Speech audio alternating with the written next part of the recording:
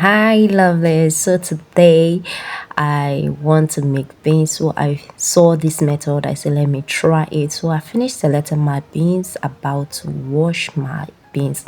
So I wash my beans 3 to 4 times here. So I put it on fire, cover it to let it boil. So here I have my onions. Yeah, so I'm about to blend my onions. You might be asking, why didn't you use pepper? Yeah, actually I'm not a fan of pepper. So even if I want to add pepper, it's just a little bit, so it's optional. You can add pepper the way you want it. So here I've blended it. So I'm about to sieve up my beans here. Yes, so I've parboiled my beans, so I've sieved out the water. So here I decided to to just rinse it again. So put it back into my pot. You see that one is going back inside my pot. Yes, so here I've put it on fire to allow it to cook. So here I have my onions, I have my tomato and my cube. You can see I've started adding my onions here. Stir it.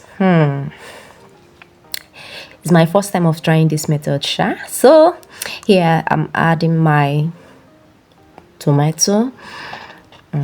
Stir it generously. So here I have my cube, my not cube. Here I have my chicken cube, also my salt goes in.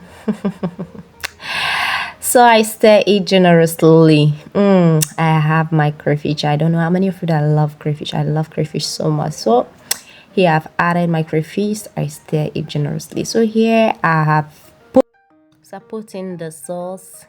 Yes, so as you can see, I make sure I stir it very well. I cover it to allow it to cook.